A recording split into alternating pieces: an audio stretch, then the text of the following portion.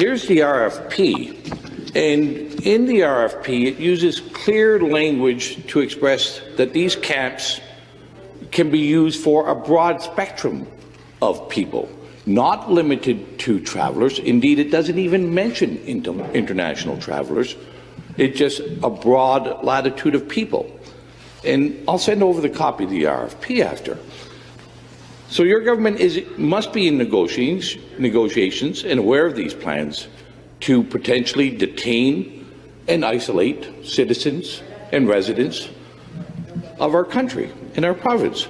So, Speaker, to the Premier, where will these camps be built? How many people will be detained? And for what reasons? For what reasons can people be kept in these isolation camps? And I'd like to have the Premier assure the people of Ontario. Member, take a seat.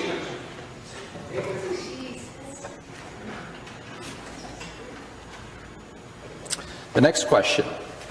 So there seems to be some concerns about these, well, some people call them concentration camps, and so we don't want to get all crazy, but there seems to be some concern, and you have raised it. And we do have a document that might be helpful that we could share on the screen so that everybody can see this one. So this says return bids to, well, if you go down, oh, I have to do that, don't I, because I'm sharing this. Let me just show you something. So this is a request for information regarding service providers for federal quarantine isolation sites for Government of Canada. So is that actually what you were referring to, Mr. Hillier? Yes. Recently, the federal government came out with this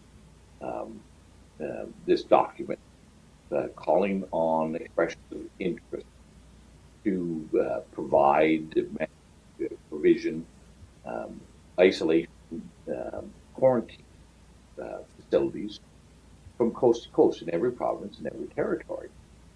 And it offers some ambiguous language in it and some broad latitude language in it. So I questioned the Premier this week on this because there hasn't been any pronouncement from the federal government about this program. There's been absolutely no discussion whatsoever about these. So my question was clearly, how many of these are intended to be created? Where are they going to be located? How many people will they house?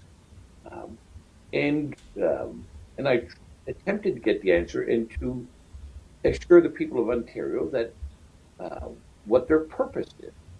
News Supreme.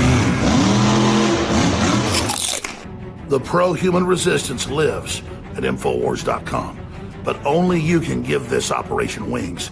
Only you can stand in defiance to the destruction of humanity.